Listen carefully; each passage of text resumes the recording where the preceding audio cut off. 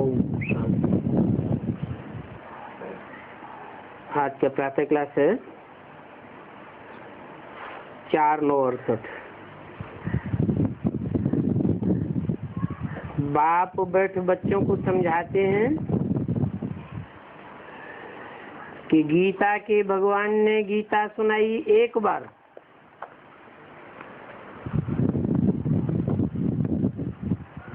और सुना करके फिर तो चले जाएंगे।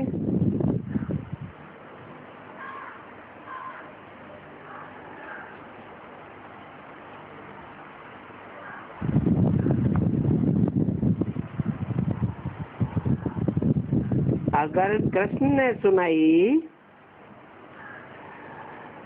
तो उसने भी सुनाकर फिर वो शरीर छोड़ जाकर के दूसरा जन्म लिया होगा।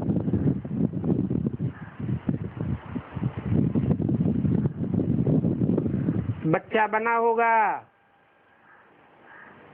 फिर तो गीता नहीं सुनाई होगी।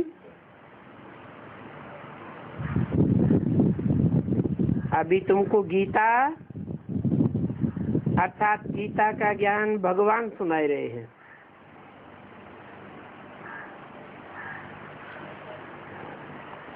भक्तों ने तो समझ लिया है कि गीता का ज्ञान कृष्ण ने समझाया, कृष्ण ने सुनाया। तो शूटिंग कहाँ होती है? कौन करता है शूटिंग? कौन से ब्राह्मण? ब्राह्मणों में भी एक भक्ति मार्गीय ब्राह्मण जो भगवान को जानते नहीं हैं, पहचानते नहीं हैं, फिर मानने का तो सवाल ही नहीं। कहते हैं भगवान ने गीता सुनाई, फिर गीता सुना के क्या किया ये उन विचारों को पता ही नहीं।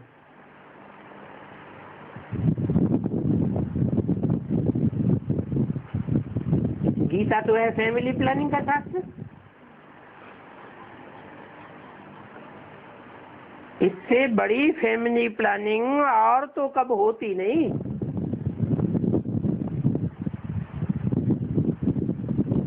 ऐसे महाभारत युद्ध हुआ,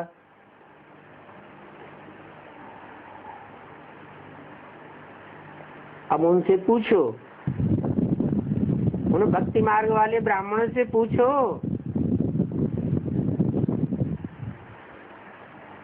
कि गीता कृष्ण ने सुनाई या कृष्ण उर्फ ब्रह्मा ने सुनाई, तो तुम्हारा ब्रह्मा कहाँ है? कहेंगे सूक्ष्म वतन में।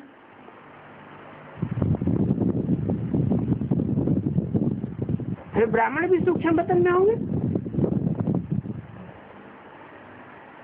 परंतु ब्राह्मणों की सृष्टि पर रची जाती है। ब्राह्मण सु देवता बनते हैं, इसी सृष्टि पर ब्राह्मण सु देवता बनते हैं।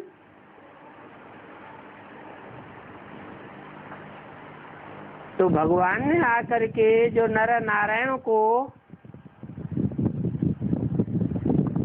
नारी लक्ष्मी को श्रेष्ठ बनाने का ज्ञान सुनाया,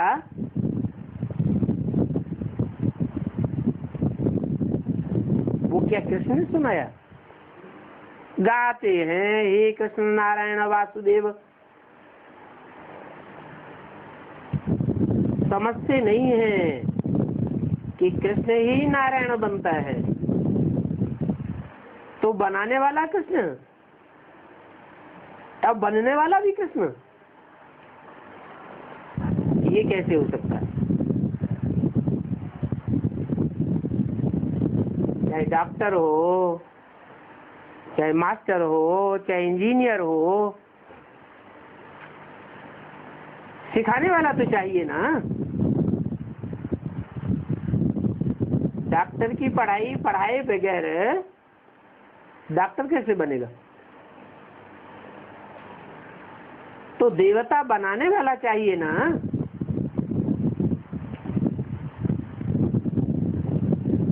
अब देवता बनाने वाला तो जरूर क्या होना चाहिए है? डॉक्टर बनाने के लिए डॉक्टर चाहिए, इंजीनियर बनाने के लिए इंजीनियर चाहिए, तो देवता बनाने के लिए कौन चाहिए है? अरे भगवान आएगा तो भगवान भगवती बनाएगा कि देवता बनाएगा? भगवान क्या बनाएगा? भगवान आएगा तो भगवान भगवती बनाएगा। फिर देवता कैसे बने हैं? कैसे बने? अरे जरूर इस सृष्टि पर कोई एक आत्मा है जो आदि से लेकर के अंत तक अपने आत्मिक स्वरूप को धारण करके रहती है, पकड़ के रहती है।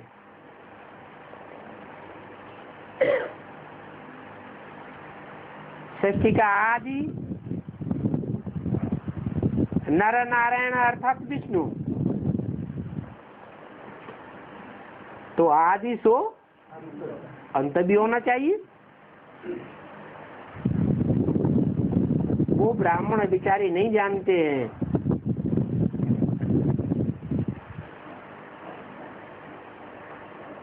कि ब्राह्मणों की दुनिया रची गई, यज्ञ शुरू हुआ ब्राह्मणों के द्वारा, तो उस यज्ञ का यज्ञ पिता कौन था? वो तो कृष्ण उर्फ ब्रह्मा को ही यज्ञ पिता समझ लेते हैं। नाम रख दिया ब्रह्मा,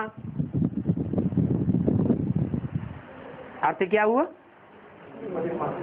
अर्थ तो शास्त्रों में जो भी है काम के आधार पर अर्थ है ना। तो ब्रह्मा रचना हुआ या रचयिता हुआ? रचना है। अम्मा को रचने वाला कौन? वो कहाँ गया? और वो बाप साकार या निराकार? ब्रह्मा साकार, तो बाप भी साकार होना चाहिए।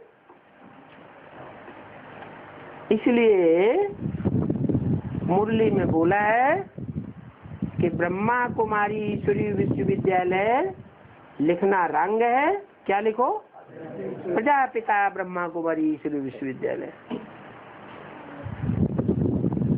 अपना टाइटल भी ब्राह्मणों को मालूम होना चाहिए। ब्रह्मा कुमार लिखना रंग है, क्या लिखना है? प्रजापिता ब्रह्मा कुमार या ब्रह्मा कुमारी।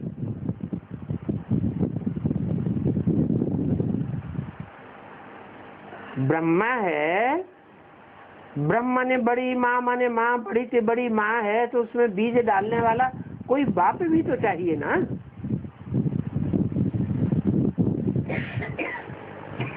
ये कहते हैं कि ब्रह्मा बाबा को साक्षात्कार हुए, तो क्या साक्षात्कार होने से ये साबित हो जाता है कि निराकार भगवान शिव उसमें प्रवेश कर गए? साक्षात्कार तो बहुत से भक्तों को हुए, तुलसीदास को हुए, सूरदास को हुए, मीरा को हुए, रैदास को हुए, परंतु क्या उनमें भगवान प्रवेश कर गया? साक्षात्कार से प्रवेशता साबित नहीं होती है, और साबित भी हो तो फिर उन्हें भटकने की क्या दरकार? उन्होंने गुरु से पूछा, गुरु ने भी अनुभवता जाहिर की, वाराणसी में गए कि विद्वान पंडित आचार्य बतावेंगे इन साक्षात्कार को क्या रहस्य है। वहां से भी कुछ नहीं मिला। आखिरी उनकी विद्वान पंडित आचार्यों से श्रद्धा हट गई और वो दादा लेखराज ब्रह्मा अपने जीवन के अनुभव के आधार पर जिस व्यक्ति को उन्होंने सबसे ज्यादा होशियार समझा, अनुभवी जाना और दुनिया का सबसे सच्चा और ईमानदार व्यक्ति जाना माना, वहां कलकत्ते में अपनी साझीदार के पास पहुंचे।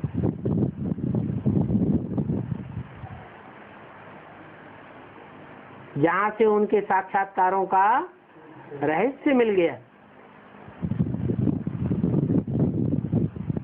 ज्ञान का बीजारोपण वहीं से हो गया।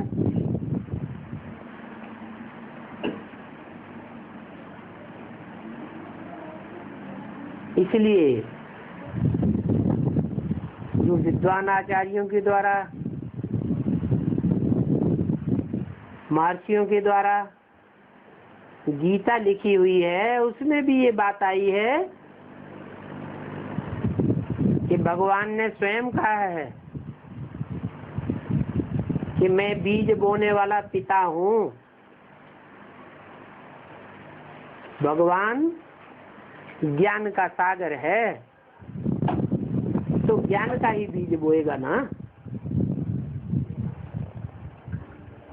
भक्ति को तो अंधश्रद्धा कहा जाता है। अंधश्रद्धा, अंधविश्वास में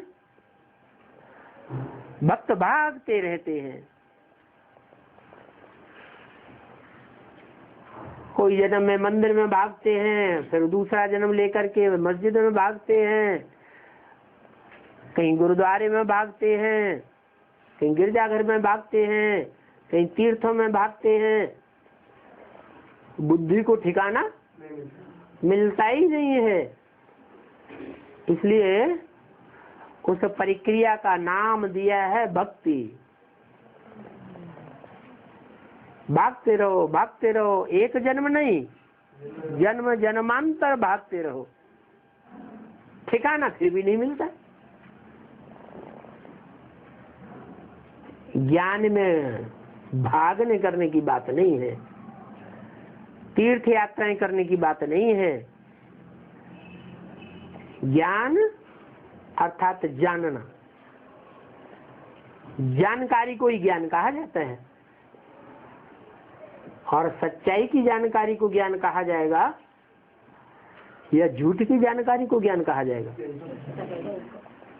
सच्चाई को जान जावेंगे तो झूठ भी जान जावेंगे। जानने में मुख्य जानकारी किसकी? मुख्य जानकारी पहले पहले है आत्मा की। मैं कौन? परंतु आत्मा की जानकारी देगा कौन? आत्मा की जानकारी आत्मा का बाप ही दे सकता है। और वो आत्माओं का बाप वो सदैव आत्मा है, कभी देह धारण नहीं करता, कभी देह अभिमानी नहीं बनता। इसलिए उसका नाम है सदाशिव। जो सदैव आत्म की स्थिति में रहने वाला है वो सदैव कल्याण ही करेगा या कोई का कल्याण करेगा? सदैव कल्याणकारी है। और जो आत्माएं हैं वो नंबरवार अकल्याणकारी भी बनती हैं और कल्याणकारी भी बनती है। लेकिन शिव जो आत्माओं का पिता है वो सदैव ही कल्याणकारी है, इसलिए उसका नाम भी शिव रखा हुआ है। उसकी बिंदी का ही नाम शिव है। वो बिंदी नामधारी शिव कल्याण कैसे करता है? क्या बिंदी फुदक फुदक के कल्याण करती रहेगी, या परमधाम में बैठे बैठे प्रेरणा देती रहेगी? उससे कल्याण हो जाएगा? नहीं। भक्ति से तो अकल्याण ही हुआ। 2500 वर्ष की हिस्ट्री मनुष्यों के पास मौजूद है, सभी धर्मों की, और सभी धर्मों में अन्न श्रद्धा युक्त भक्ति की जा रही है, लेकिन कल्याण हुआ किसी का है? कल्याण तो किसी का नहीं हुआ। सबकी मेंटेलिटी नीचे गिरती जा रही है। चाहे कोई भी धर्म वाले हों, सब आपस में लड़ते झगड़ते जा रहे हैं। मारा मारी, ईर्ष्या, वैमनस्य, देश, विकारों की बढ़ोतरी होती चली जा रही है। तो इससे साबित होता है कि भक्ति जो भगाने का काम करती है, एक ठिकाने लगने नहीं देती,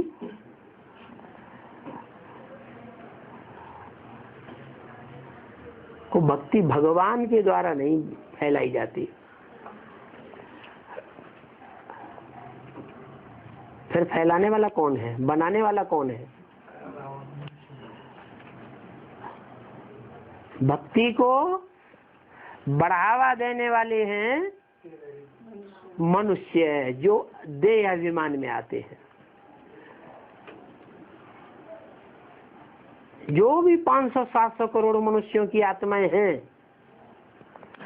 सब भक्ति ही सिखलाते हैं। क्यों? क्योंकि सबको अपना अपना रथ है, और जिनको अपना अपना रथ है, उनको स्वार्थ जरूर होगा, और स्वार्थ सिद्ध करेंगे तो दूसरों को भटकाएंगे, गलत रास्ता बतावेंगे, अपना फायदा देखेंगे।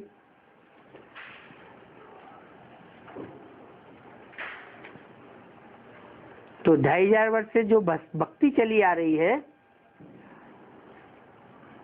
उस भक्ति के ड्रामा की शूटिंग भी कहाँ होती है?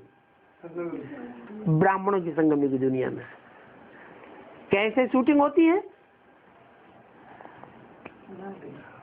उसका मूल फाउंडेशन कहाँ से पड़ता है?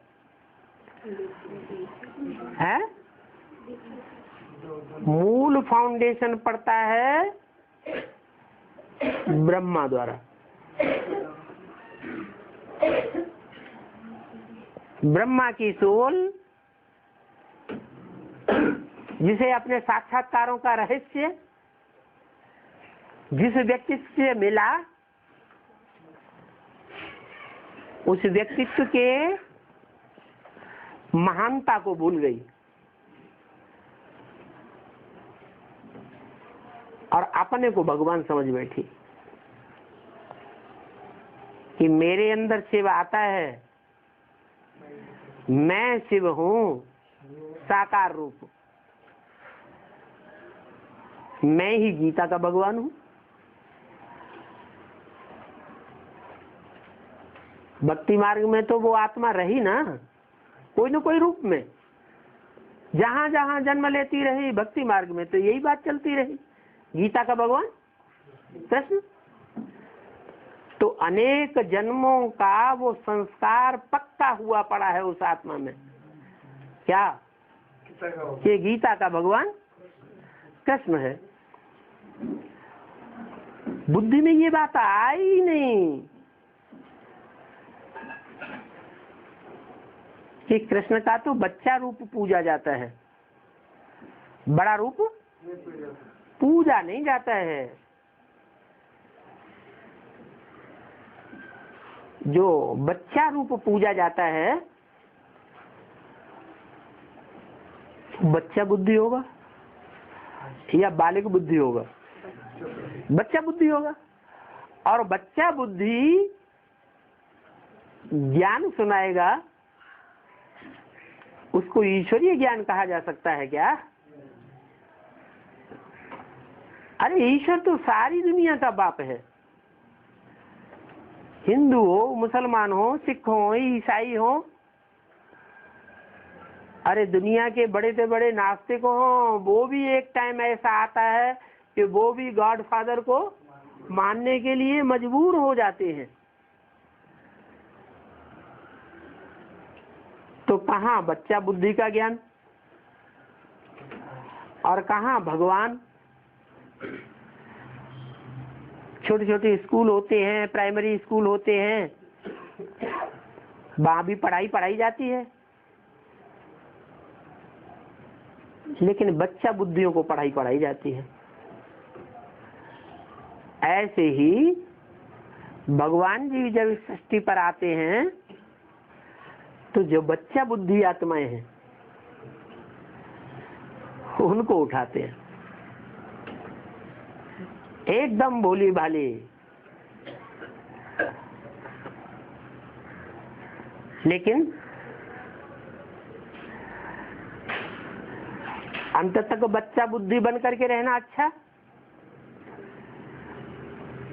या होशियार बनना अच्छा? बाप बुद्धिमान है तो बाप के बच्चे भी बुद्धिमान ही होना चाहिए, और बुद्धिमान बाप के बच्चे ऐसे नहीं कि लास्ट में ही प्रत्यक्ष होते हैं, क्योंकि संसार के सामने भगवान भी लास्ट में प्रत्यक्ष होता है। पहले तो भगवान गुप्त रूप में अपना कार्य करता है। भगवान का नाम दिया है पंडा। पंडा उसे कहा जाता है जो रास्ता बताता है, पंडायति। असली ठिकाना बताता है, ठिकाने पर ले जाता है। उस पंडा के फॉलो करने वाले या पंडा के जो बच्चे हैं वो पांडव कहे जाते हैं। तो जो पांडव हैं वो हर धर्म में पांडव कहे जाएंगे क्या? नहीं। और धर्म की जो आत्माएं हैं वो पांडव नहीं हो सकती, क्योंकि वो पंडा के पुत्र है ही नहीं।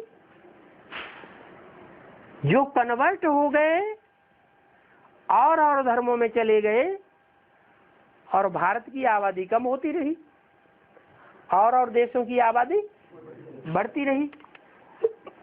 तो कन्वर्ट होने वालों ने भारत का नाम बाला किया, अपने बाप का नाम बाला किया, बाप दादे का नाम बाला किया, या दूसरे धर्म खंडों और दूसरे देशों और दूसरे धर्म पिताओं का नाम बाला किया। वो तो बाप के बच्चे हैं ही नहीं।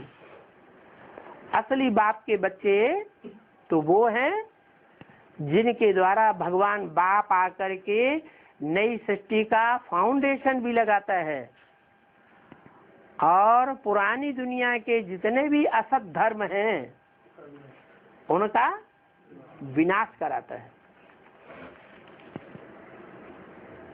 और जो बच्चा बुद्धि है और जो सालिम बुद्धि है, बाप और बच्चे का मेल कराई देता है। दुनिया क्या करती है?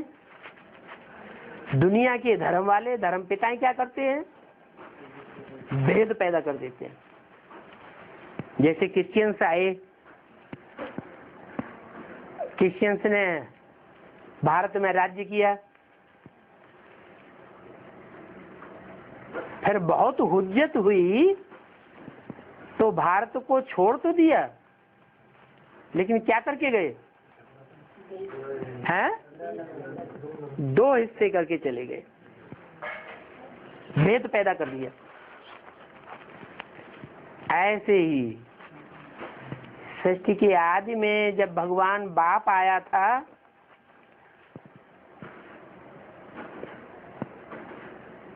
बाप ने आकर के ज्ञान दिया,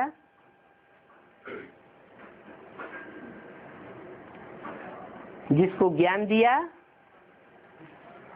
पहले पहले उसका नाम रखा सूर्य।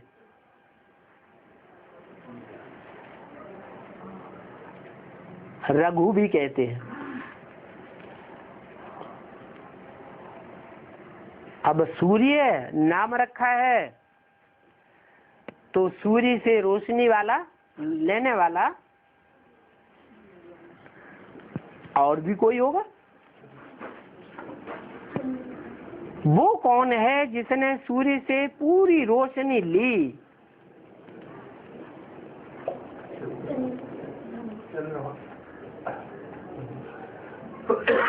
समझा तो नहीं, लेकिन जो भी भगवान बाप ने सुनाया उसको कानों में धारण किया। एक कान से सुन करके दूसरे कान से निकाल नहीं दिया, बल समझा नहीं। क्या समझना काम बालिक बुद्धि का है या बच्चा बुद्धि का है?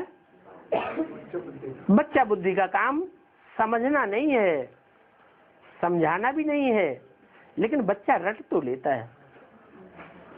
जो भी पाठ पढ़ाया जाता है कानों से सुनता है और सुन करके कंठ कर लेता है। तो ऐसे ही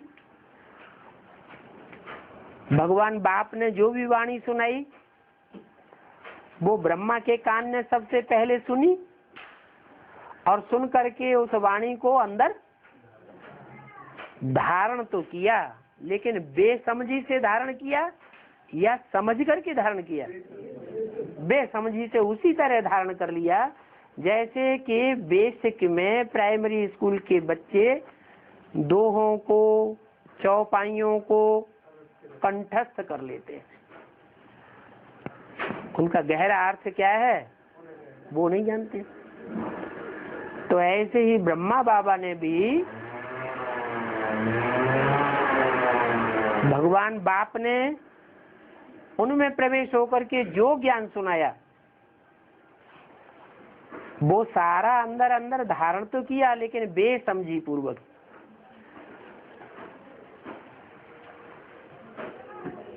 इसलिए वो बच्चा बुद्धि बना।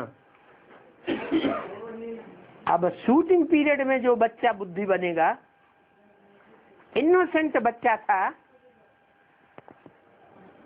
या कोई शैतान बच्चा था? है इनोसेंट बच्चा था ना।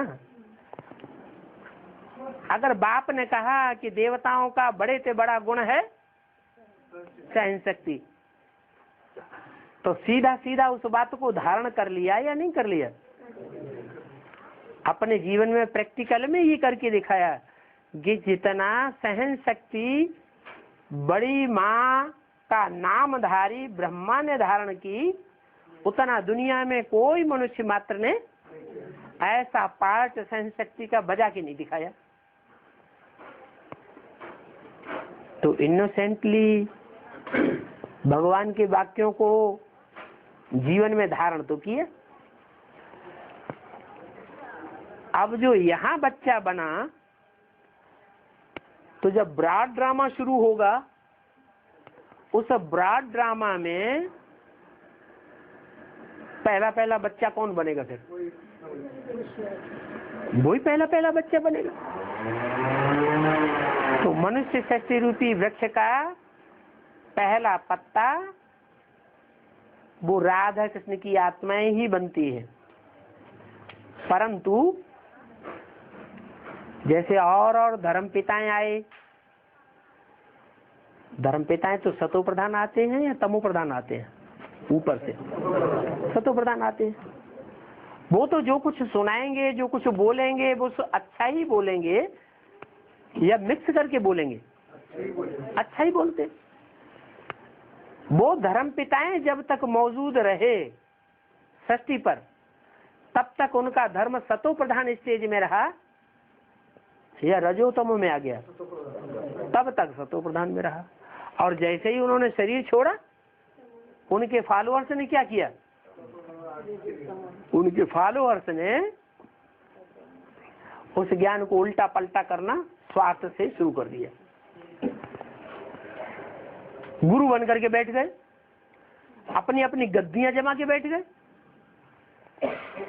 और अभी भी देखा जाता है हर धर्म में देहधारी गद्दी नसीन धर्म गुरु बन करके बैठे हुए हैं और लड़ाइयां करवा रहे हैं, हत्याएं भी करवा रहे हैं।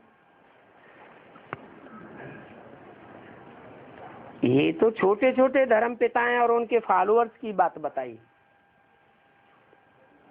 जो लास्ट वाले हैं, लेकिन पहला पहला कौन है? पहला पहला तो धर्म पिता है, आदि सनातन देवी देवता धर्म की स्थापना करने वाला।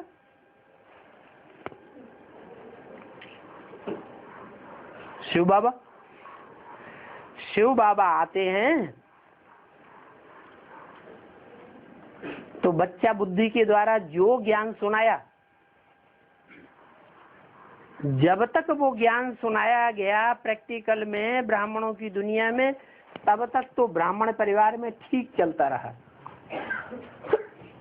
और जैसे ही ब्रह्मा शरीर छोड़ते हैं, सरस्वती शरीर छोड़ती है, वैसे ही उनके फॉलोअर्स गद्दियां जमा के बैठ जाते हैं। प्रूफ पक्का सामने है। क्या प्रूफ सामने है? 68 से पहले सारे हिंदुस्तान के जितने भी ब्रह्मा कुमारी विद्यालय थे, उनका संचालन माउंट आबू से होता था। और जैसे ही ब्रह्मा बाबा ने शरीर छोड़ा, जोनल इंचार्ज बन करके देहधारी धर्मगुरु गद्दी नसीन बैठ गए और अपनी अपनी गद्दियां समा करके उन्होंने अपने अपने फॉलोअर्स को संभालना और नचाना शुरू कर दिया। तो भेद कहां से पैदा हुआ? ब्रह्मा बाबा के रहते रहते भेद पैदा हुआ। द्वैत कब पैदा हुआ? दो भांति कब पैदा हुई? 1935 में जब मम्मा ने शरीर छोड़ा ना, तब नहीं हुआ। तब ब्रह्मा बाबा तो थे। ब्रह्मा के तन में शिव बाबा तो आते थे, तब ऐसा नहीं हुआ। हाँ, ये है कि यज्ञ का कंट्रोलिंग पावर जो मम्मा के हाथ में रहती थी, वो कंट्रोलिंग पावर मम्मा चली गई तो मम्मा की जगह कोई दूसरी देवी बैठ गई, जिसने अखबारों में छपा दिया जगदम्बा मैं हूं। फिर भी ब्रह्मा तो मौजूद थे ना, उनके अंदर शिव बाबा तो आते थे। तो किसी को पता नहीं चला कि हाँ, विघटन तो वहीं से शुरू हो गया। कहां से? जब से मम्मा ने शरीर छोड़ा। क्योंकि जो एडमिनिस्ट्रेशन था, प्रशासन था, वो किसके हाथ में था? मम्मा के हाथ में था। यथा राजा तथा प्रजा होती है। लेकिन ब्रह्मा बाबा के होने की वजह से ये किसी को भास नहीं हुआ कि पतन शुरू हो गया वहीं से जहां से मम्मा ने शरीर छोड़ा। बाबा ने जब शरीर छोड़ा, उसके बाद से तो पूरा ही द्वापर युग डिक्लेयर हो गया। जैसे जब द्वापर शुरू होता है तो विदेशों में विदेशी धर्मों खंडों की स्थापना हो जाती है। पहले तो एक ही देश था और एक ही राज्य था। द्वापर शुरू होते होते क्या होता है? दो दो राज्य और दो दो धर्म शुरू हो जाते हैं। ऐसे ही पहले भारत में ही 68 तक सारे सेवा केंद्र थे। जब बाबा ने शरीर छोड़ा तो लंदन में सबसे पहला सेवा केंद्र खुल गया। तो विदेशों की शूटिंग हो गई कि नहीं? विदेशी धर्मखंड का फाउंडेशन भी पड़ गया।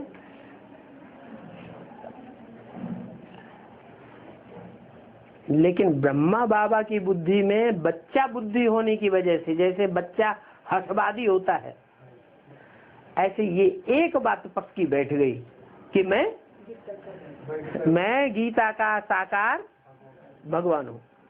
मेरे अलावा इस दुनिया में गीता का कोई साकार भगवान नहीं हो सकता। हालांकि बाबा ने मुरली में इशारा दिया, मुरली में बाबा ने ये इशारा दे दिया क्या कि ब्रह्मा कुमारी विद्यालय जो तुम लिखते हो ये रंग है। राइट क्या है? अकेली माँ से थोड़े ही बच्चे पैदा होते हैं, अकेली माँ से संचालन थोड़ा ही होता है, बाप भी चाहिए। तो मम्मा के रहते रहते ही बाबा ने ये इशारा तो दे दिया था, लेकिन उस इशारे को बच्चा बुद्धि समझ नहीं सके, ब्रह्मा भी नहीं समझ सके। समझ लिया होता तो उनकी बुद्धि में भी ये बात आती कि बीज डालने वाला कोई साकार में पिता था यज्ञ के आदि में। उनकी बुद्धि में ये बात क्यों नहीं बैठी? जबकि गुरुओं से उनको समाधान नहीं मिला, वाराणसी के पंडितों से समाधान नहीं मिला, अपने साझीदार से जाके समाधान मिला, फिर बुद्धि में बैठना चाहिए ना कि ज्ञान का बीज देने वाला, बीज बोने वाला ये विशेष व्यक्तित्व है, उसकी महानता उनकी बुद्धि में क्यों नहीं बैठी? नहीं, उसका कारण था कि जो व्यक्ति उनकी दुकान पर साझीदार के रूप में रखा गया था, वो व्यक्ति उससे पहले 10 साल उनकी दुकान पर नौकर के रूप में था। क्या? अब नौकर तो नौकर ही होता है, नौकर को नीच समझेंगे या नौकर को कोई ऊंच समझेगा? तो इसलिए ब्रह्मा बाबा की बुद्धि में ये बात आई ही नहीं कि भगवान जब इस सृष्टि पर आता है तो नीच ऊंच नहीं देखता, वो तो अति साधारण तन पकड़ता है।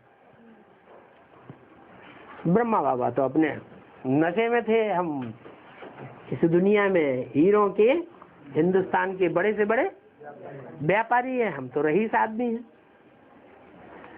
इसलिए बुद्धि में नहीं बैठा। और अभी भी उस आत्मा को बुद्धि में ये बात पक्की नहीं बैठती है, जमती नहीं है क्या कि गीता का भगवान मैं नहीं हूँ। क्यों नहीं बैठती है? नहीं,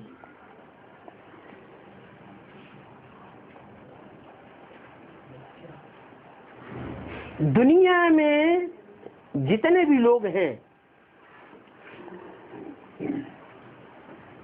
वो इस बात को मानते हैं क्या कि गीता का भगवान कृष्ण नहीं है? है? वो तो कहते हैं गीता का भगवान कृष्ण है।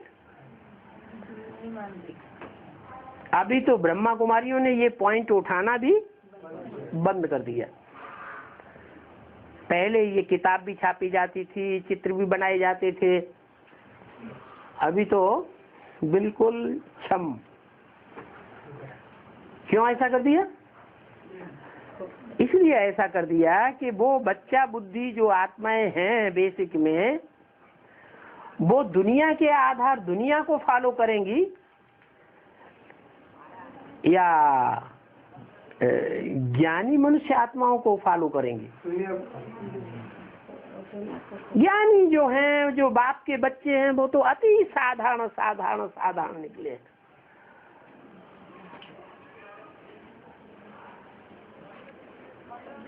और जो भी धर्म पिताएं होते हैं, उनके जो फॉलोअर्स गुरु बनकर के बैठते हैं, उन गुरुओं की नजर बड़े आदमियों के ऊपर लगती है या छोटे छोटे साधारण लोगों के ऊपर नजर रहती है?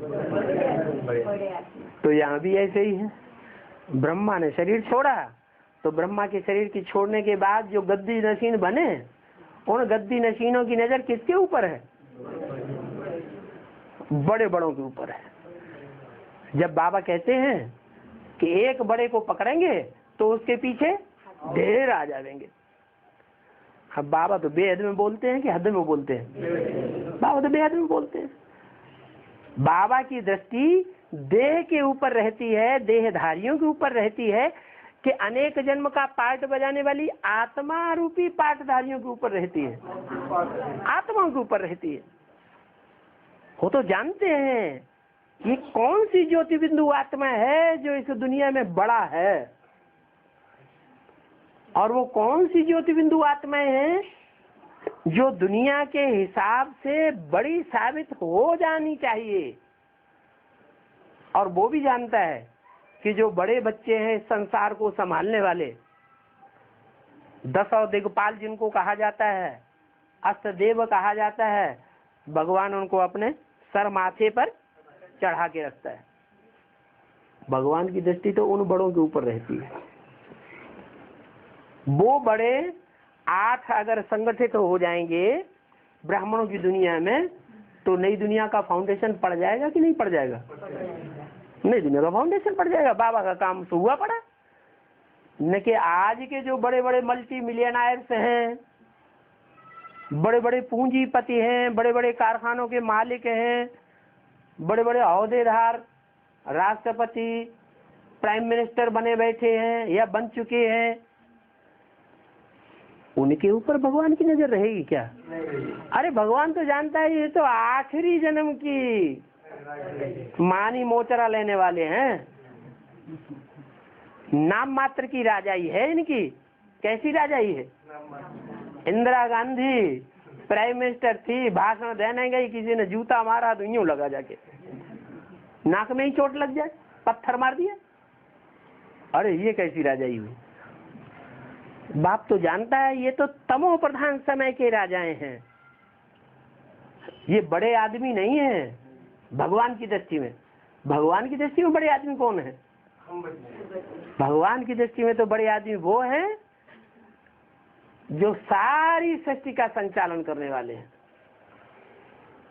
उन धर्म पिताओं को भी कंट्रोल करते हैं। जो धर्म पिताएं ऊपर से आके इस सृष्टि पर इतनी बड़ी बड़ी जनरेशन के ऊपर सिरमौर बन के बैठते हैं। जैसे क्राइस्ट के कितने फॉलोअर्स हैं अभी? 150-200 करोड़ से ऊपर हैं। 150-200 करोड़ मनुष्य क्राइस्ट को धर्म पिता मानते हैं। उनके दिलों पर क्राइस्ट की आत्मा राज्य कर रही है। तो इतने बड़े बड़े धर्म पिता हैं, वो धर्म पिताएं भी भगवान तो जानता है कि जब वो मेरे 8 बच्चे संपन्न बनेंगे, जिनका गायन बाइबल में और कुरान में भी आया है 8 फरिश्तों के रूप में, वो फरिश्ते उन धर्म पिताओं को भी उंगली पर या इशारे पर नचाएंगे। वो उनके चेले बन जाएंगे, माथा झुकाएंगे उनके सामने। तो दुनिया के बड़े बड़े इब्राहिम, बुद्ध, क्राइस्ट, गुरु नानक, विवेकानंद, ये भी बड़े आदमी नहीं है भगवान की दृष्टि में। भगवान की दृष्टि में बड़े आदमी कौन है? वो अष्टदेव जो सारी दुनिया के पूर्वज हैं, सबसे पहले जन्म लेने वाले हैं। भगवान की दृष्टि उनके ऊपर रहती है। और ब्रह्मा कुमार कुमारियों या गद्दी नसीन गुरुओं की नजर किसके ऊपर रहती है? दुनिया के बड़े बड़े आदमियों के ऊपर नजर रहती है। तो प्रशासन के बड़े बड़े लोगों को उन्होंने अपने हाथों पे लिया हुआ है। जो बड़े बड़े मल्टी मिलियनायर्स हैं उनको प्रभावित किया हुआ है।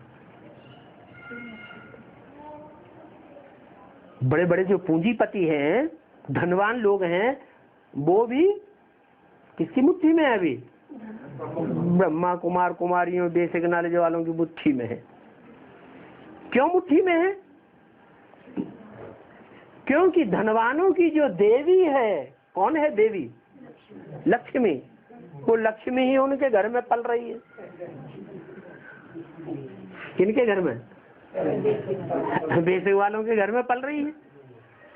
तो वो जो बड़े बड़े पूंजीपति हैं उनके ऊपर प्रभाव जमाना उनके लिए कोई बड़ी बात नहीं है। तो गीता का भगवान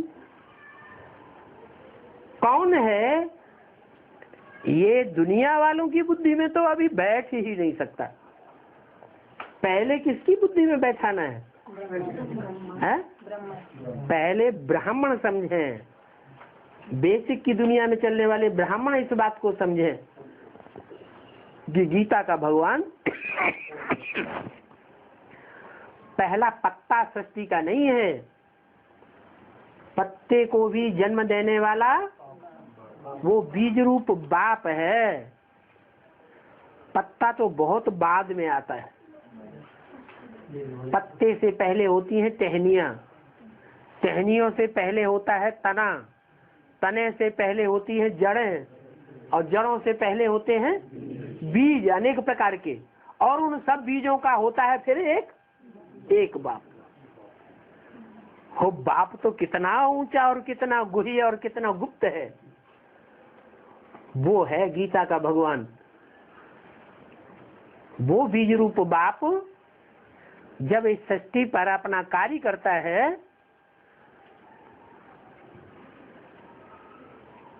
तो मनुष्य सृष्टि में जो ऊंच से ऊंच पार्टधारी है, हीरो पार्टधारी, उसको पकड़ता है। जो संसार में मुकर्रर रथ साबित होता है। इसलिए मुरली में 2 प्रकार के रथ का जिक्र आया है। कौन कौन सा? एक टेम्परेरी रथ और एक मुकर्रर रथ। ये दोनों रथधारी आत्माएं बाप दादा कही जाती है। क्या? मुकर्रर रथ वाली आत्मा राम वाली आत्मा राम बाप, और टेम्परेरी रथ वाली आत्मा कृष्ण वाली आत्मा सारी सृष्टि का दादा। दादा माने बड़ा भाई, सारी सृष्टि का पहला पत्ता तो बड़ा भाई हो गया। ये बाप दादा बाप और बेटे जैसे हो गए कि नहीं? बाप दादा भी हैं, और आत्म की दृष्टि से देखें तो बाप दादा, और देह की दृष्टि से देखें तो पहला पत्ता देह धारी और उसका बाप भी है तो देह में ना, तभी तो कृष्ण का जन्म होगा। अगर कृष्ण रूपी पहले पत्ते को जन्म देने वाला देहधारी नहीं होगा तो कृष्ण बच्चे का जन्म कैसे होगा? नहीं हो सकता। तो देहधारी के रूप में 2 आत्माएं, बाप बेटे, और आत्मिक रूप में 2 आत्माएं, बाप और दादा। जो अभी कम्बिनेशन है, कंबाइंड होकर पार्ट बजाते हैं। शास्त्रों में भी दिखाया गया है कि शंकर को दिखाते हैं तो शंकर के साथ चंद्रमा भी दिखाते हैं। जो अच्छे अच्छे बाप होते हैं वो अपने वारिसदार बच्चे को सर माथे पर रखते हैं या उसकी धज्जियां उड़ाते हैं संसार के सामने, सर माथे पर रखते हैं। क्यों? क्योंकि जानते हैं कि बच्चा वारिसदार है। सारी जिंदगी की कमाई माँ बाप किसको सौंपते हैं? बच्चे को सौंपते हैं। बच्चा घर में पैदा होता है, माँ बाप उसका गंदगी साफ करते हैं, उसको पढ़ाते हैं, लिखाते हैं, बड़ा होता है, फिर सारी मिल्कियत उस बच्चे को सौंप देते हैं, खुद वानप्रस्थी बन जाते हैं। कितने बड़े दास दासी का काम करते हैं। दुनिया के जो दास दासी हैं वो तो पैसे लेकर के काम करेंगे, और ये दास दासी है बिना पैसे के दास दासी है। पूर्व जन्मों के हिसाब किताब से दास दासी बनते हैं। क्या? जो बच्चा पैदा होता है उसने पूर्व जन्म में अच्छे कर्म किए हैं या बच्चे को पैदा करने वाले माँ बाप ने अच्छे कर्म किए हैं? हाँ? बच्चे ने अच्छे कर्म किए हैं। अच्छे कर्म किए हैं तब तो माँ बाप को दास दासी बन के उसे रट्टी पेशाब साफ करनी पड़ती है।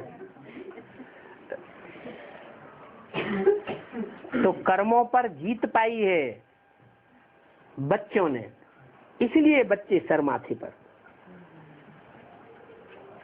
शिव बाबा भी कहते हैं बच्चे I am your most obedient servant. वो तुम्हारे जो माँ बाप हुए हैं जन्म जन्मांतर, वो मोस्ट नहीं कहेंगे उनको, और मैं तो तुम्हारा मोस्ट ओबीडियंट सर्वेंट हूं। कैसे है? अभी हम कोई ऑर्डर करें तो क्या वो हमारा मोस्ट ओबीडियंट सर्वेंट हमारी सारी बात मान जाएगा? है? जन्म जन्मांतर की क्या समझ जाते? अरे मोस्ट ओबीडियंट सर्वेंट होगा तो उसको तो ऑर्डर दो, वो काम करेगा या डिसओबी करेगा? हाँ, काम करेगा। तो क्या हम ऐसा अनुभव करते हैं? करते हैं अनुभव है? कभी कभी अनुभव करते हैं। तो मोस्ट ओबीडियंट तो नहीं हुआ, कभी कभी का हुआ। लेकिन कुछ ऐसे भी श्रेष्ठ पुरुषार्थी बच्चे हैं जिनको शिव बाबा भक्ति मार्ग में ये दिखाया गया है कि वो सर माथे पर उन बच्चों को माला के रूप में रखा हुआ है। तो चलो हम सब नहीं हो सकते, कोई बच्चे तो होंगे क्या कि दिल से उनके आवाज निकले बाबा ये नहीं ऐसा होना चाहिए, ऐसा करो, और बाबा वो काम करने के लिए बांधा हुआ है ओबीडिएंट सर्वेंट की तरह। तो 8 वो विशेष आत्माएं हैं जो कृष्ण बच्चा पहला पत्ता बनता है उससे भी ऊंची स्टेज वाले। जैसे घर परिवार होता है, चाचा होते हैं, ताऊ होते हैं, चाचियां होती हैं, ताइयां होती हैं। घर में बच्चा पैदा हुआ तो बच्चा सिर्फ अपने बाप को ही मानेगा, बाप के ही सामने पांव छुएगा, सर झुकाएगा, या जो भी चाचा ताऊ ताई ताया जो भी हैं उन सबको सर झुकाएगा? क्यों? ये परंपरा कहाँ से पड़ी? इस संगम युग से परंपरा पड़ी। वो 8 आत्माएं पूर्वज हैं और 8 अकेली तो नहीं है, 8 हैं तो 8 के साथ उनकी चिर संजनियां भी होंगी। हाँ, वो चंद्रवंश से आती है और 8 सूर्यवंशी है।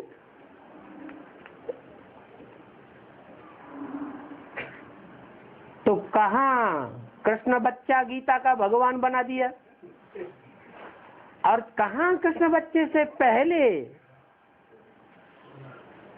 जन्म देने वाले जो माता पिता के रूप में, सारी सृष्टि के माता पिता के रूप में पार्ट बजाने वाली आत्माएं हैं, वो सब छूट गई पीछे। उनमें भी श्रेष्ठ से श्रेष्ठ वो आत्माएं हैं जो 108 रुद्रमाला तैयार होती है। संसार के विनाश के टाइम पर रौद्र रूप धारण करते हैं, विकराल रूप धारण करते हैं और जन्म जन्मांतर के राजाएं बनते हैं। जो राजाएं बनने वाली आत्माएं हैं वो दृढ़ इच्छा शक्ति वाली आत्माएं होंगी या लूज होंगी? जिनमें दृढ़ इच्छा शक्ति होती है वो ही राजाएं बनते हैं। तो भगवान बाप के वो रुद्रमाला के बच्चे 108 जो दृढ़ इच्छा शक्ति वाले हैं, वो जन्म जन्मांतर के राजा बनते हैं। बाप उन बच्चों को राजयोग सिखाते हैं। उस राजयोग की सिद्धि अगले जन्म में होगी ऐसा नहीं कहते हैं। क्या यहीं पढ़ाई पढ़ो, यहीं राजयोग सीखो और यहीं विश्व की बादशाही लो।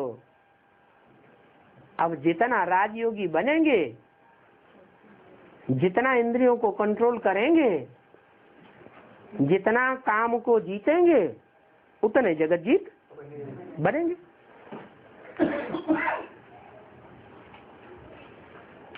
तो देखो भक्तों की मूढ़मति कि गीता का भगवान कृष्ण वाली आत्मा को बना दिया, जबकि कृष्ण से भी पहले ऊंची स्टेज को पकड़ने वाली आत्माएं 4.5 लाख हैं। 4.5 लाख आत्माएं हैं जो भगवान बाप से डायरेक्ट कनेक्शन करती है।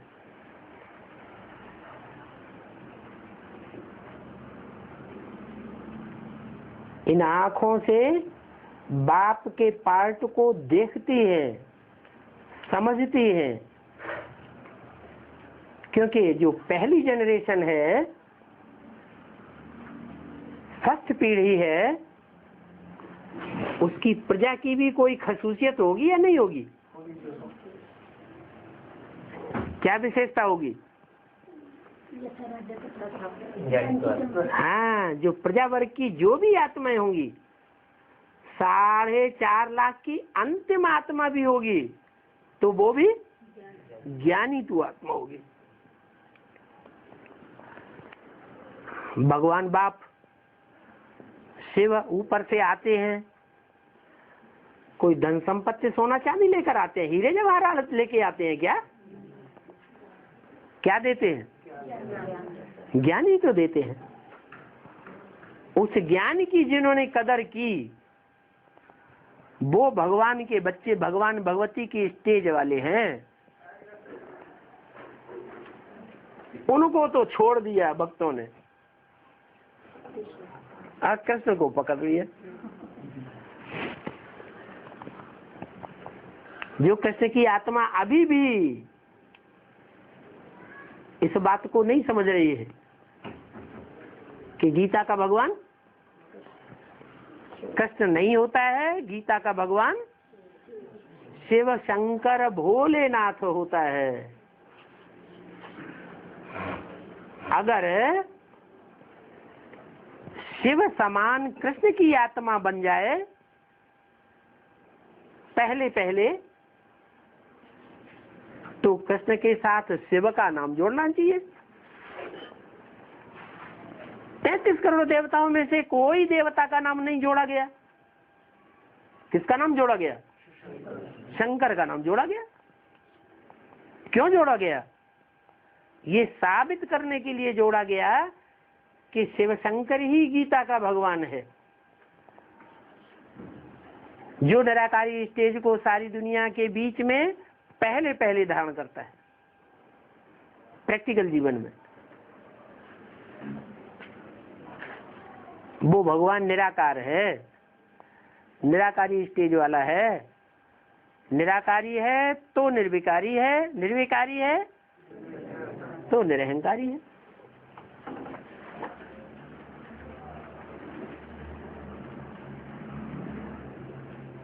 इतनी सी बात आज भी दुनिया की बुद्धि में नहीं बैठ रही है।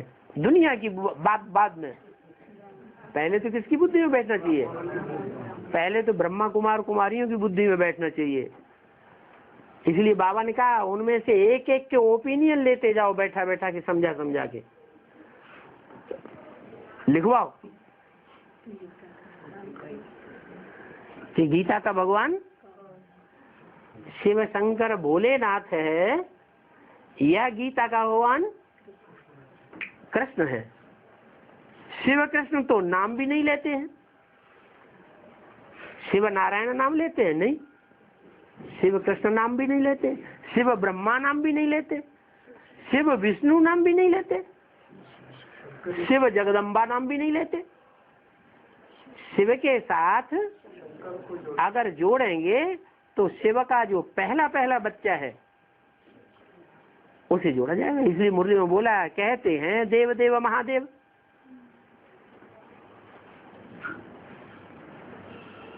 देव ब्रह्मा, देव विष्णु, देव महादेव नहीं, वो उसको देव नहीं कहा, क्या कहा? महादेव। तो बड़ा कौन हुआ?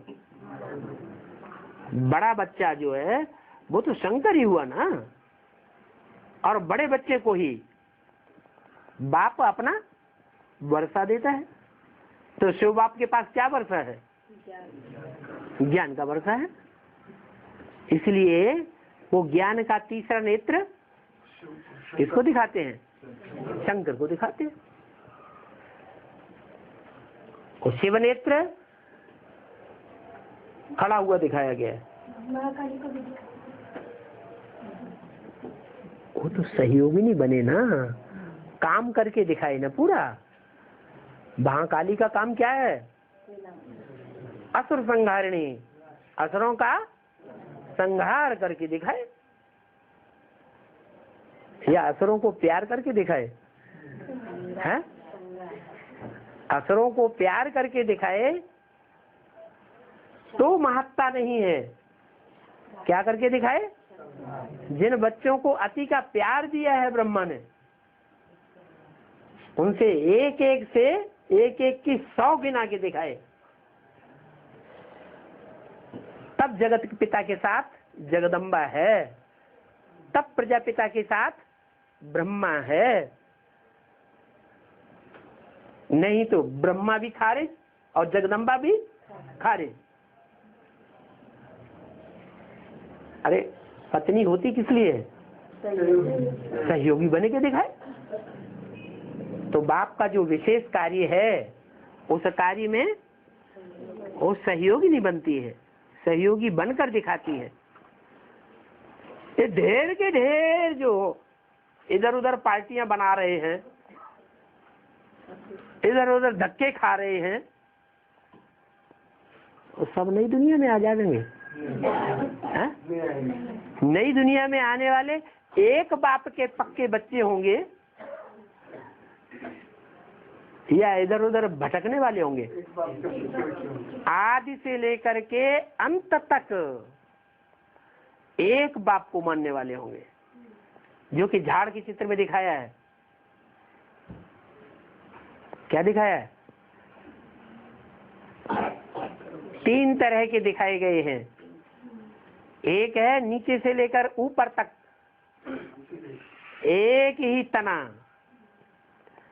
दूसरी वो डालियां हैं जो दाईं ओर मुड़ती हैं। तीसरी वो डालियां हैं जो बाईं ओर मुड़ती हैं। तो जो मुड़ने वाले हैं, जिनकी बुद्धि मुड़ गई, या जिनके माथा को माया ने मुड़ लिया, वो फिर देवी देवता सनातन धर्म के पक्के फाउंडर नहीं हो सकते।